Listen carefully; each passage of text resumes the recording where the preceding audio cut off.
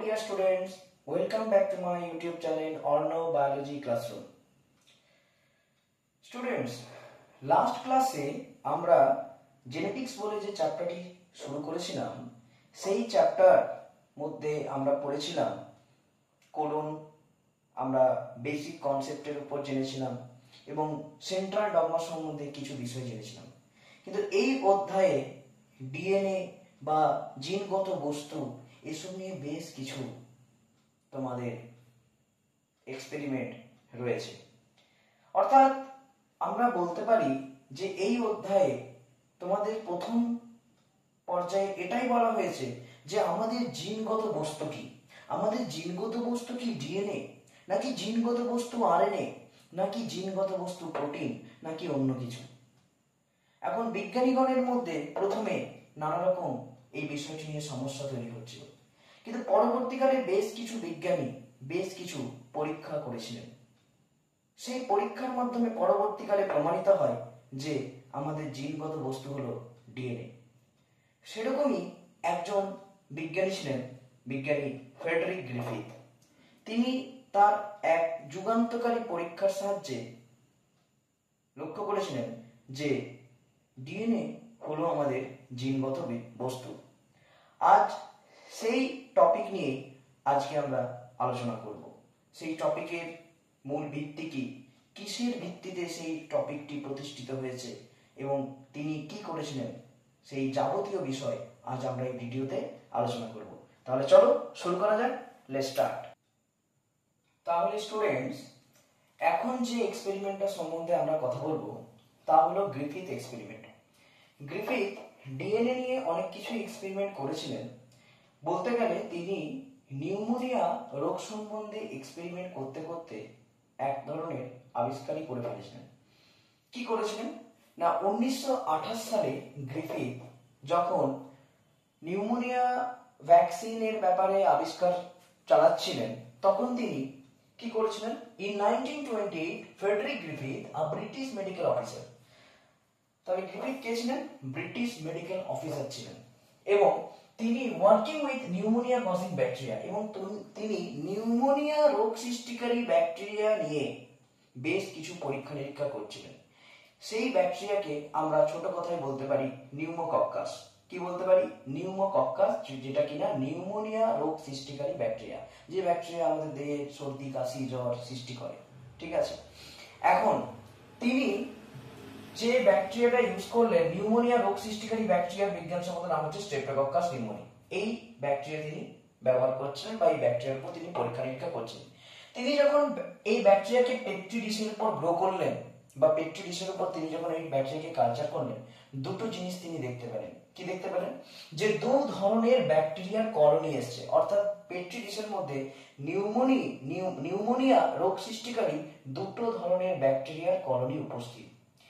একটাকে আমরা বলতে পারি smooth shiny colony, smooth shiny colony, অর্থাৎ এর যে আউটার সারফেস অর্থাৎ এর কোষের বাইরেটা মসৃণ।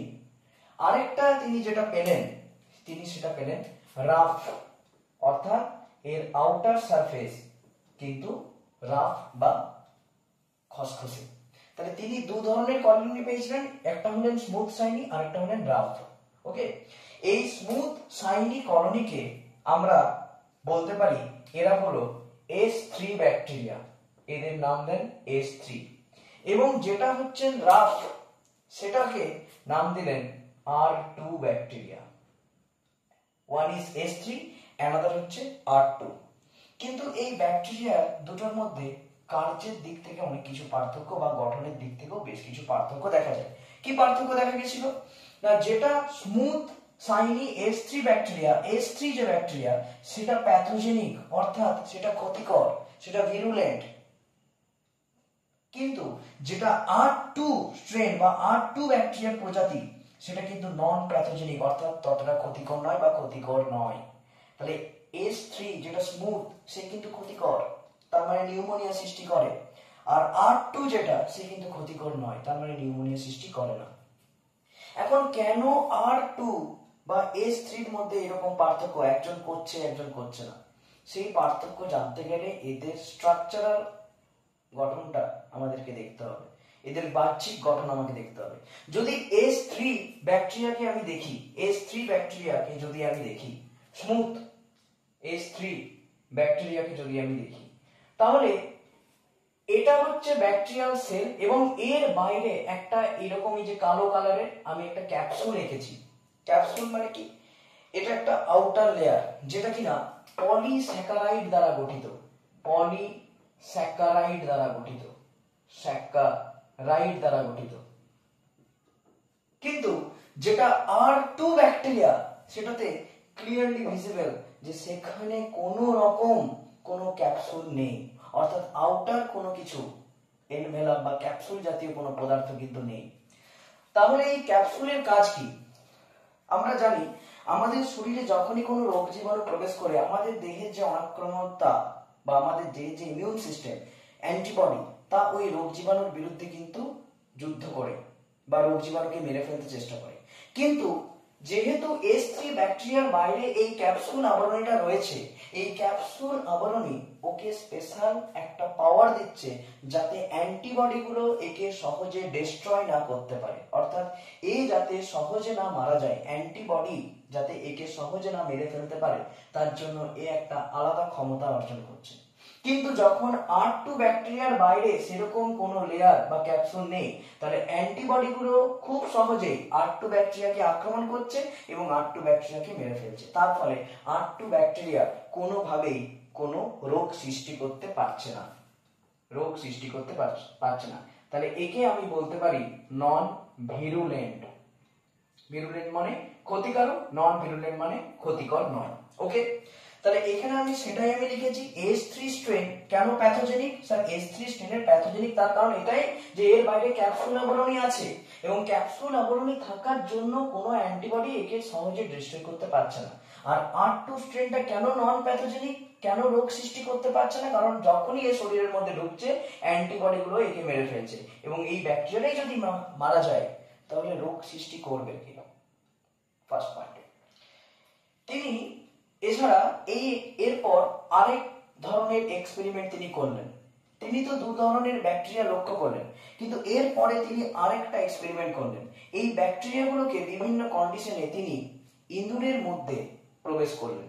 তো আমরা যদি প্রথম কন্ডিশন দেখি যে লিভিং, এটা কি লিভিং R2, কারণ এটা sir R2, rough R2, living R2 মানে কি জীবন্ত অবস্থায় R2, তাকে তিনি ইঁদুরের মধ্যে ঢুকিয়ে দিলেন। তাহলে স্বাভাবিক অবস্থায় ওর বডিতে থাকা অ্যান্টিবডি গুলো একে মেরে ফেলবে, তাহলে এ কোন রকম কোন রোগ সৃষ্টি করতে পারবে না। সেই কারণে সমস্ত মাইস গুলো কি থাকবে স্যার? বেঁচে থাকবে। অল মাইস আর অ্যালাইভ, সমস্ত মাইস গুলোই কিন্তু বেঁচে থাকবে। অল মাইস আর অ্যালাইভ। ঠিক একইভাবে তিনি কি করলেন? লিভিং S3 নিলেন। লিভিং S3 মানে ক্যাপসুল আছে এবং এটা কিন্তু স্যার প্যাথোজেনিক, রোগ সৃষ্টি করে। তাহলে এই যখন লিভিং S3 ব্যাকটেরিয়া এই মাইসের বডিতে ইনজেক্ট তিনি যখন করালেন, তাহলে এই নিউমোনিয়া কজ কিন্তু করেছে, মানে নিউমোনিয়া সৃষ্টি করেছে। তার ফলে মাইস গুলো কি স্যার? মারা গেছে। তাহলে মাইস আর ডেড। ঠিক একই রকম ভাবে তিনি কি করলেন? 3 নম্বর স্টেপে এই ব্যাকটেরিয়াটাই নিলেন, কিন্তু কি অবস্থায়? হিট কিল্ড, অর্থাৎ তাপ প্রয়োগ করে এই ব্যাকটেরিয়াকে আগেই তিনি মেরে ফেলেছেন। মৃত অবস্থায় এই ব্যাকটেরিয়াকে তিনি ইঁদুরের বডির মধ্যে প্রবেশ করালেন। তাহলে যেহেতু ব্যাকটেরিয়াটি মৃত, তাই এই কোন রকম রোগ সৃষ্টি করতে পারছে না। কার দেহে? ইঁদুরের দেহে। তাই ইঁদুরগুলি স্বাভাবিক অবস্থায় সুস্থভাবে বেঁচে রয়েছে। তাহলে এক্ষেত্রে কি হবে? অল মাইস আর স্যার অ্যালাইভ, অল মাইস আর অ্যালাইভ। কিন্তু এখান থেকে সব থেকে মজার ব্যাপার হচ্ছে 4 নম্বর স্টেপটি, অর্থাৎ এক্ষেত্রে কি লিভিং আমরা নিলাম R2 এবং হিট কিল্ড S3। তাহলে লিভিং R2 যখন নিয়েছিলাম তখন মাইসগুলো বেঁচে ছিল, আর হিট কিল্ড যখন আমরা S3 নিয়েছিলাম তখনও কিন্তু মাইসগুলো বেঁচে ছিল। উভয় কন্ডিশনেই মাইসগুলো বেঁচে ছিল। কিন্তু এখন এই ব্যাকটেরিয়া আর এই ব্যাকটেরিয়াকে আমি একসাথে মিশিয়ে সেটাকে ইঁদুরের বডিতে যদি প্রবেশ করাই, তাহলে গ্রিফিথ একটা আলাদাই জিনিস দেখেছিলেন।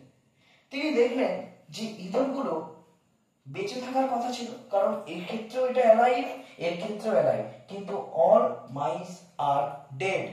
ইন দিস কেস, অর্থাৎ এক্ষেত্রে সমস্ত ইঁদুরগুলি কিন্তু মারা গেল। এখানেই প্রশ্ন যে কেন এরকমটা হলো? এ তো লিভিং কিন্তু নন প্যাথোজেনিক, এও লিভিং, সরি এ হিট কিল, অর্থাৎ এ প্যাথোজেনিসিটি কজ করতো কিন্তু হিট কিল অবস্থায় থাকার কারণে একে মেরে ফেলা হয়েছে, তার ফলে এর কোনো প্যাথোজেনিসিটি কজ করছে না। তাহলে এও প্যাথোজেনিসিটি কজ করছে না, এও কিন্তু প্যাথোজেনিসিটি কজ করছে না। সেই অবস্থায় একে যদি মাইসের বডিতে ইনজেক্ট করানো হয় তাহলে মাইস গুলো তো বেঁচে থাকার কথা ছিল, কিন্তু sir all mice are dead, সমস্ত মাইস গুলো মারা গেল। কেন? এখান থেকে গ্রিফিথ এক ধরনের কনক্লুশন তিনি দিয়েছিলেন। গ্রিফিথ বিলিভ দ্যাট, গ্রিফিথ বিশ্বাস করেছিল এটাই, সাম আননোন এজেন্ট, কারণ তিনি তখন জানতেন না যে ব্যাপারটা কি হচ্ছে, কোন জিনিসটার জন্য ইঁদুরগুলো বেঁচে থাকার কথা ছিল কিন্তু ইঁদুরগুলো মারা গেল, কিছু তো একটা ভেতরে হয়েছে। সাম আননোন এজেন্ট, তিনি তাকে আননোন এজেন্ট বলেছেন। Responsible for the change in genetic material, তাহলে আমাদের যেটা জিনগত বস্তু বা যেটা জিনগত বস্তু তার মধ্যে কিছু চেঞ্জ হয়েছে, সেই চেঞ্জিংটা কে করেছে? সাম আননোন এজেন্ট, তিনি জানতেন না সেটা কি কে করেছে, প্রোটিন নাকি ডিএনএ নাকি আরএনএ নাকি অন্য কোনো সাবস্টেন্সেস। তখন তিনি এই যে ঘটনাটা সেটাকে সঠিকভাবে বর্ণনা করতে পারেননি, কিন্তু তিনি এটা নিশ্চয়ই বুঝতে পেরেছিলেন যে কোনো কিছু জেনেটিক ম্যাটেরিয়ালে চেঞ্জ হয়েছে যার ফলে ইঁদুরগুলো মারা গেছে। এবং এই যে জেনেটিক ম্যাটেরিয়ালের যে চেঞ্জ, যে ধর্মের জন্য এটা চেঞ্জ হয়েছে তিনি যেটা বলছিলেন, সেই ধর্মটাকেই বলা হয় ট্রান্সফর্মিং প্রিন্সিপাল। ট্রান্সফর্মিং প্রিন্সিপাল অর্থাৎ গ্রিফিথের যে এক্সপেরিমেন্ট সেটা পুরোটাই কার উপর ভিত্তি করে তৈরি হয়েছে? Transforming principal. তার মানে স্যার এখানে একটা নন প্যাথোজেনিক কি ছিল স্যার? R2 স্ট্রেন ছিল, নন প্যাথোজেনিক R2। তার সাথে যখন আমি হিট কিল, S3 কে যখন আমি মেশাচ্ছি তখন এর বাইরে কোনো ক্যাপসুল আবরণ ছিল না, কিন্তু পরবর্তীকালে ভালো করে গবেষণার ফলে দেখা যায় এই নন প্যাথোজেনিক ব্যাকটেরিয়াটির বাইরে, যার বাইরে কোনো ক্যাপসুল জাতীয় আবরণ ছিল না, তার বাইরে কিন্তু ক্যাপসুল আবরণ গঠন হয়েছে। তার মানে নন প্যাথোজেনিক ব্যাকটেরিয়া কোনোভাবে প্যাথোজেনিক ব্যাকটেরিয়াতে রূপান্তরিত হয়েছে, নন প্যাথোজেনিক ব্যাকটেরিয়া কোনোভাবে রূপান্তরিত হয়েছে এইরকম ক্যাপসুল যুক্ত প্যাথোজেনিক ব্যাকটেরিয়াতে। এই ঘটনাটাকে আমরা বলবো কি? ট্রান্সফরমেশন। ট্রান্সফরমেশন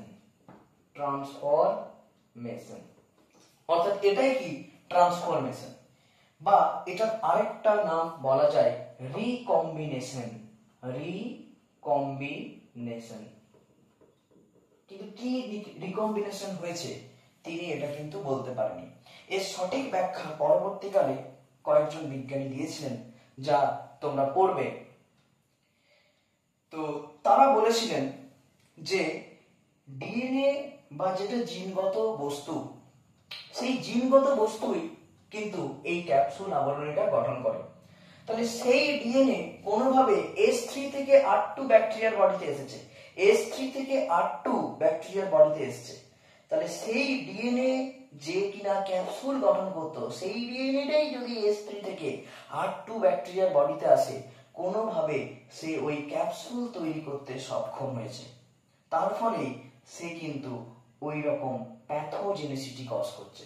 তাহলে যেটা ছিল নন প্যাথোজেনিক এখন সেটাই হয়ে গেল কি না স্যার?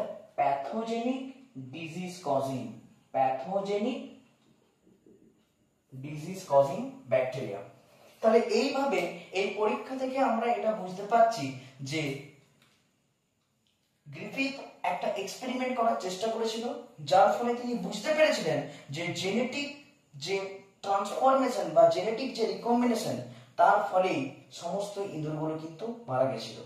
তো পরবর্তীকালে বিজ্ঞানী অ্যাভারি, ম্যাকার্টি অ্যান্ড ম্যাকলিওর এই পরীক্ষা থেকে আরেক ধরনের এক্সপেরিমেন্ট করেছিলেন, এখান থেকেই আরেক ধরনের এক্সপেরিমেন্ট করেছিলেন, যা তোমরা তোমাদের পরের টপিকে বা পরের ভিডিওতে তোমরা জানবে। তো আজকে যেটুকু আমি বোঝালাম গ্রিফিথ এক্সপেরিমেন্ট, সেটাতে যদি তোমাদের কারোর কোনো অসুবিধা থেকে থাকে অবশ্যই তোমরা কমেন্ট করে জানাবে। আর যদি আমার পড়ানো ভালো লেগে থাকে তাহলে অ্যাটলিস্ট একটু সাবস্ক্রাইব এবং লাইক করে দিও। ওকে, থ্যাংক ইউ স্টুডেন্টস, আজকে এ পর্যন্তই। নেক্সট ভিডিওতে আবার দেখা হচ্ছে।